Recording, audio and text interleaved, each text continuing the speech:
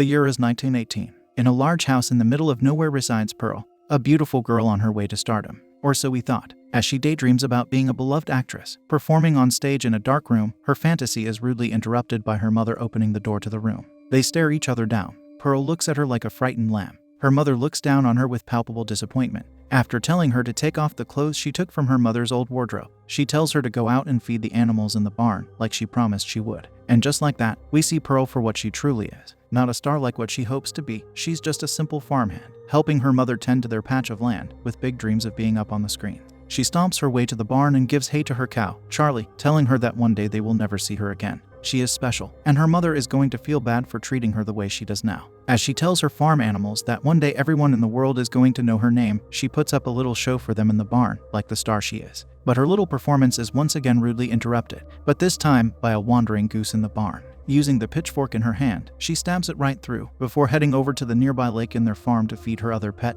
Theta, the alligator. Later that night, she helps her mother prepare supper for their small family. As her mother peels the potatoes, she tells Pearl that she should not indulge herself in foolish fantasies like the one she caught her in. Pearl tries telling her that she was just dancing, but her mother insists that she was being selfish, since with all the farmhands gone from their land, they need all the help they can get. Her mother tells her that she does everything by herself, and Pearl quietly reasons that she helps out too. To that, her mother curtly tells her to pack the corn she was peeling inside the pot and fetch her father. As she does so, she spots the stack of letters and asks if there was anything in the post for her that day. To her disappointment, there was none. But there is, however, a new update on the war. The Allies have control of France now, and we see in the headlines that the Spanish flu is ravaging everything too. Her German mother dismisses her, and tells her she can read the newspaper after supper as she doesn't want to hear more about deceased people tonight. She reluctantly leaves the kitchen and fetches her father, who is infirm and confined to a wheelchair. The family prays and eats around the dinner table, and as Pearl eats her corn, her mother sternly orders her to help her father eat. She puts down her own food and obeys quietly. After this, she takes her father to the bathroom to clean him up.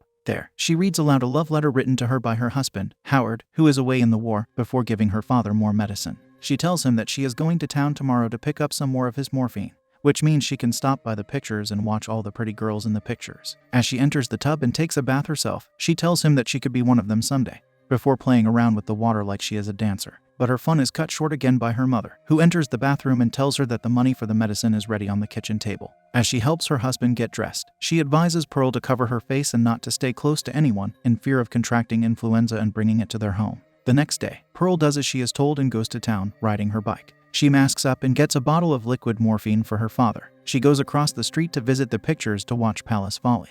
There, she takes a sip of the morphine and enjoys the picture. Taking a copy of the playbill, she heads out to the back, where she meets a man who asks her if she enjoyed the picture. At first she's hesitant, and he reassures her that he doesn't have the flu before offering her a cigarette. She timidly takes one, and he asks if she liked seeing the pictures. She tells him that she likes dancing, and he compliments her, saying that he could see her as a future Tiller girl up on the line with the other girls she just saw. She blushes, and he asks her if she has a husband. She tells him that he is overseas, and that her father is infirm, so instead of having their own house, she helps back at hers. He offers his condolences, and invites her to watch the second show. That's where Pearl learns that the man she is actually speaking to is the cinema's projectionist. She tells him that she needs to go home though, but before she leaves, he offers her a frame cut from the Palace Follies film she just watched. Before she leaves, he tells him that what she does, taking care of her family during these hard times, is admirable, but advises her that she shouldn't forget to live her life too. He tells her that he is looking forward to seeing her up in one of those films one day, before asking for her name. She tells him her name is Pearl.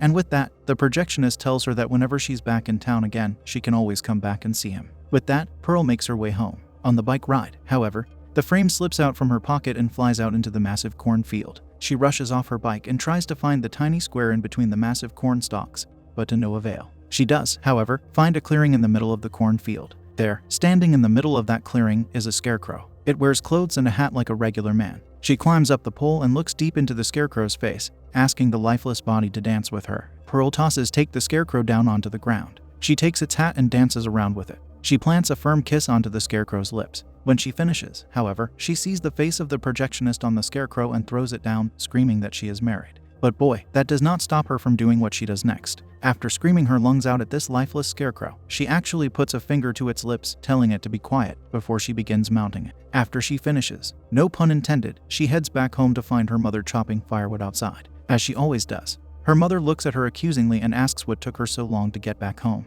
Pearl lies and tells her that it was a long way back, all while wearing the scarecrow's hat on her head. Her mother notices this, of course, and asks her where she got it. When Pearl tells her that she just found it on the side of the road, her mother tells her not to bring it inside in fear of germs, and orders her to wash her hair before cleaning up after her father. She does as she's told, and she aggressively washes her hair, with her father in the bathroom with her. As she does so, she tells him about the picture she saw in town that day. When he doesn't respond, like he always does, she pinches his skin. He lets out a bit of air, and she goes near his face and pokes him with her finger, asking quietly if he is still inside his crippled body, before choking him slightly with her hand. After their bath, the family shares another meal. As Pearl eats her supper, her mother asks her where the rest of the money she gave her is. Pearl tells her that she got hard candy for the trip home, to which her mother responds by taking away her dinner. Pearl protests, but her mother insists that the hard candy she allegedly bought should serve as her dinner and not the one she prepared on her own. As Pearl stomps away, her mother orders her back to the table and tells her that she should not be so careless with their money, as they are barely surviving on their farm, especially with how people have been treating German farmers during the war. Once her mother makes it clear that she should stop her daydreaming, Pearl is dismissed from the table, and she heads straight upstairs, where she prays that she becomes the biggest star the world has ever known, so she can finally get away from that place. Outside, a shooting star streaks the sky.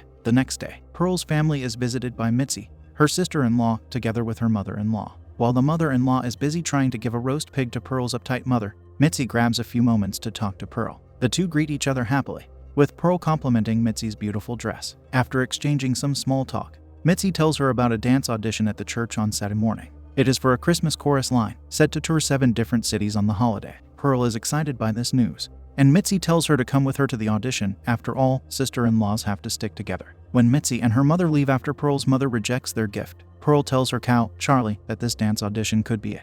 This could finally be her ticket out of that farm. Later that day, Pearl looks at the Palace Follies playbill she took from town, and daydreams about being loved as a glamorous star. She sneakily runs up into her mother's room to steal a lovely dress. She is almost caught by her mother, but she manages to get to her room to try it on. She wears that same dress later that night, together with the top hat she found, and sneaks out of her house through her window. She rides her bike and heads straight to town, to the picture house, where she knocks at the back door to the projectionist's room. The man welcomes her warmly, and in his quarters, the two share a drink and some conversation. Pearl tells him about the dance audition coming up at the church, and she is nervous about going. She worries that she isn't going to be perfect, but the projectionist simply tells her that she can do anything if she wants it badly enough. With that, the guy asks her what movie she wants him to play. Pearl tells him she wants to see Palace Follies again, but he insists that since she's already seen that, it's time to see a movie that no one else has seen. Pearl excitedly agrees, and he tells her that he got a reel while he was in service in France. As he sets up, Pearl notices that he has a bed in the office, and asks him if he stays there. The man simply tells her that he moves from place to place before starting the movie. Pearl takes a look through the hole and sees that it is actually a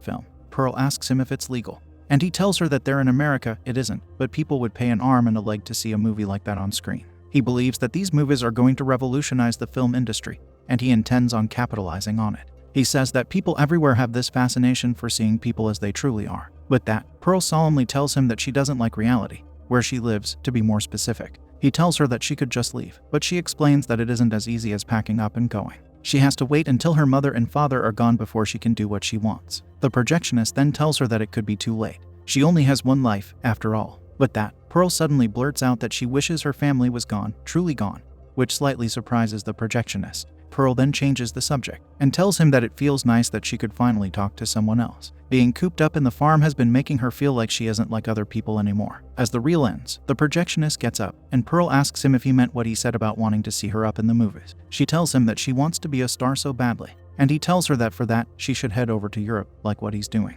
She could be anybody there. He tells her that she could even be in pictures like the one he just showed her. With that, Pearl thanks him and leaves to go back home. She sneaks back into their house, and as she's scooting over the hallways, she overhears her mother sobbing loudly in her sleep. When she changes back to her clothes and lays in bed, she looks at the picture of Howard next to her bed spitefully. The very next day, early in the morning, she brings her father out to the lake where her pet alligator is. She calls out to her and, like always, the large reptile approaches. As she does, Pearl tells her father that she is leaving soon. She tells him that it would be easier for her to leave, if only she didn't feel like she was abandoning. As she inches the wheelchair closer and closer to the end of the pier, all of a sudden, her mother pops in and with a frightened concern, asks her what she was doing. Pearl innocently tells her that she was just talking with her daddy. With that, her mother scolds her curtly that she needs to get him back to the house. Pearl asks her why she hates her so much, but her mother just tells her that she just wants what's best. The mother explains that getting what you actually want is not what is important, making the most of what you have is, since life rarely turns out the way you expect it. She then wheels her husband away, leaving Pearl to follow. Pearl notices, however, that Theta is gone all of a sudden. She goes to look for her. And on the other side of the lake, she spots that she actually has a small nest. She takes an egg from this and brings it back to the farm. She places it gently on one of the nests. When she turns to leave, she tells Charlie off for staring at her, before going back up the ladder to the nest. With her fist, she squeezes it, imagining that it is Howard, exploding into a million pieces. Later that night, the family eats their supper again, and that's when her mother shows her that she found her playbow. She tells her that after she finishes her dinner, she stays in their bunkhouse to isolate herself, to know that she is not ill with the Spanish flu. Pearl protests, and tells her that there is a dance audition in town the next morning. She intends on going, even if just to find out if she is good enough for something more than what they have now. Her mother, obviously, refuses. She scolds her for her ungratefulness, and Pearl answers that she would accept her fate of living with them forever in that farm if that was really it for her. But she just needs to take this audition just to see if there is something more out there. After that, if she doesn't get picked, she will never speak of it again. She urges her with all her heart that she has no idea what she is capable of. To which her mother responds gravely that she does. She knows exactly what Pearl is capable of. She has seen the violent things has done in private, and she tells her that people will be frightened of her once they learn what she truly is. Pearl insists that her mother is wrong, which angers her mother. She tells her that all she wants is to leave her poor mother to rot alone in the farm, while she is out dancing and possibly contracting and spreading the same disease that paralyzed her father in the first place. Pearl tries to deny this, but her own mother tells her that she is not well. It's only a matter of time before she hurts someone else, and she could not in good conscience let her leave the farm. This quickly changes, however, when Pearl tells her mother that she simply doesn't want to end up like her. This triggers a fire inside of her, and she goes into a rant about the cross she carries with her, about how she has been serving as the mother of the man she married, leaving all the work of the farm and caring for the family all on her shoulders. One thing leads to another, and all of a sudden, the mother takes a knife and proposes that she should end her husband. Maybe they could both be free and go to the dance audition together. She ends her rant by stabbing the knife straight into the table. The mother tells Pearl that she no longer wants to suffer her as a daughter. She tells her that she will fail no matter what she does. Pearl says that all she wants is not to end up like her mother, bound by responsibility and unable to be free. As Pearl and her mother exchange slaps, Pearl screams at her before pushing her towards the fireplace. Her mother's skirt catches fire quickly, and Pearl fails to act quickly before pouring the hot stew all over her to douse the flames. By then, a majority of her body is already severely burned. Instead of calling for an ambulance, however, Pearl decides to drag her limp body to the basement, alive and in tremendous pain. Pearl shuts the door behind her. Her father, the only witness to what just happened, sits immobile in his wheelchair as Pearl heads out into the storm to meet with the projectionist. The man is surprised to see her again so quickly, and Pearl surprises him even more by jumping for a kiss. The man takes her inside of the back room, and the two spend the night together. Pearl dreams of being on center stage with a crowd applauding her performance. Among the crowd is Howard, her father, and, much to her disgust and shock, the burnt face of her smiling mother. She launches herself out of bed and gets dressed, telling the projectionist that she has to get ready for the audition. The projectionist hands her the top hat she left behind, and she kisses him deeply. The projectionist drives her home. As they race through the road, Pearl spots a man in military uniform walking towards their farm.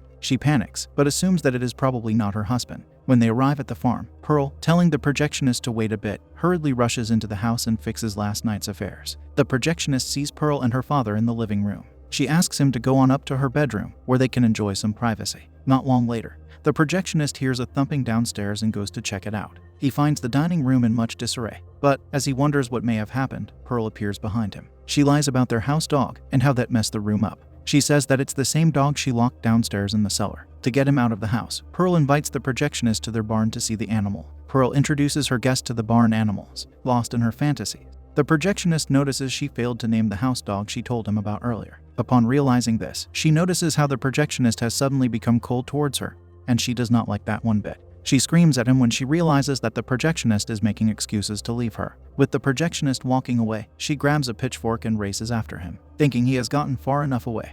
The projectionist finds Pearl next to him in the car. She declares that no one, not him, not her mom nor Howard, is going to stop her from getting out of the farm as she plunges the pitchfork into his chest. In panic and gasping for breath, the projectionist makes the car advance a little before coming to a full stop. Pearl pulls the projectionist out of the driver's seat and onto the grassy floor. The projectionist pleads for his life, but Pearl, in frustration, stabs the pitchfork through his skull. With the task done, she storms back into their house to see what happened to her mother. Pearl finds her mother leaning against the cellar door. Disgusted and betrayed, she kicks her mother down the stairs. She says that her mother deserves to remember the feeling of being shoved down again and again, just like how her mother made her feel every time she looked at her. Pearl brings her father to the bathroom to give him a wash for the last time. Seeing his little girl become the monster she is now, he stares at her in fear. Pearl dresses up in her mother's red dress and proudly shows her father how she looks. A tear falls from her father's eyes as Pearl tightly wraps a pillowcase around his neck. She also drops the projectionist into the river, where Theta swims ever so hungrily. Pearl rides to the church on her bike and finds that Mitzi has already been waiting in line. Mitzi tries to shake off her nerves by sharing some quick chatter with Pearl. Pearl is so set on landing the part that she dismisses Mitzi's attempts for any petty conversation. Mitzi remarks that Pearl is handling her stage fright quite fearlessly. As the line between Pearl and her opportunity grows ever shorter, Mitzi offers to switch seats with Pearl to calm her nerves. Pearl, in newfound enthusiasm, tells Mitzi that sister-in-laws have to stick together. After all, the time has come and, determined, Pearl marches into the church to give her performance. A panel of 4 judges wait across the stage. Accompanied by ragtime tunes, Pearl dances excitedly as her world shifts into a stage play of the wartime. Lost in ecstasy, firework explosions mix with the loud sounds of bombs and bullets flying. As her routine ends, a resounding no from the judges snaps her back to reality. Unfortunately for her poor broken heart, the judges are looking for a more American-looking talent, one with blonde hair and different appeal. She pleads for the judges to reconsider, as her last chance of escaping her life disappears right before her eyes. Pearl's cries echo across the fields as Mitzi offers to bring her friend back home. Mitzi finds their roast pig gift rotting away at Pearl's doorstep, and hurriedly goes into the house to comfort her friend. They sit together in the dining room and talk about what happened. Pearl admits that she doesn't feel all too well, fearing that what her mother said about her was true. Mitzi says that maybe it would help to tell Howard how she feels, and that maybe they could practice. Mitzi pretends to be Howard, and Pearl opens up. She tells Mitzi about how much pain it caused her for Howard to leave her behind, and that she wishes her husband had gone on into the afterlife. She admits to having slept with another man. She admits that she has done so many horrible things. Realizing how heavy her friend must have it, Mitzi asks what else Pearl has done. Pearl is lost in her conversation with Howard. She admits that she has hated her husband for denying her the escape she has long coveted. She admits that she was pregnant with a child she never wanted, just so she could keep Howard close. She was relieved that it never left the Pearl claims that the world has been very generous to everyone else but her. She admits that she took pleasure in removing her mother and the projectionist from the living world, but her father, no, not him. She says her poor father didn't deserve what she did to him. She only wishes that maybe Howard could come back into her life and show her that maybe he meant all he had said when they took their vows. Maybe, just maybe, things could be different. Maybe, things could be much easier. Pearl finds Mitzi in a daze, after all she told her, at a loss for words, and fearing for her own life after learning everything that Pearl has done. Mitzi tries to casually escape the house. Before she gets out the door, Pearl congratulates her dear old friend for getting the part that she wanted at the dancing troupe. Mitzi tries to deny it, but Pearl is insistent, demanding that her friend shouldn't be lying to her like that. Realizing that there is no hiding it, Mitzi welcomes her friend's well wishes. Reluctantly, she hopes that Pearl can attend some of the performances. Pearl asks Mitzi if she is going to tell anybody about what she just confessed. After all, it could simply be a secret between them. Mitzi smiles as she turns and walks out of the house. Pearl follows her out, but menacingly grabs her mother's axe with a murderous intent. Mitzi begins to frantically run from her friend as she shouts for help that does not come. Pearl swings the axe down onto her friend's back and sends her crashing onto the gravely floor. Mitzi begs for her life, saying that she is willing to do anything Pearl wanted. Remembering what her mother told her, Pearl says that it is no longer about what she wants, but more of how she is going to make the best out of what she already has. With that, she swings the axe onto her screaming friend one last time. Pearl finds herself in their basement and sees her mother's corpse reaching for the cellar doors leading up into the field. She places its cold arm across her for a lifeless embrace, a small time of intimacy before the cleanup she is about to do. After feeding poor Mitzi's body to Theta, Pearl sets the dinner table for their happy family, with the rotten roast pig as the main course. With the lifeless bodies of her parents across from her, she begins their rancid feast by offering a short prayer blessing their meal. The morning after, a military truck arrives on the property and drops off a lone soldier. It is Howard happily returning from the war to see the love of his life and the shattered smiles of those waiting at the dining table.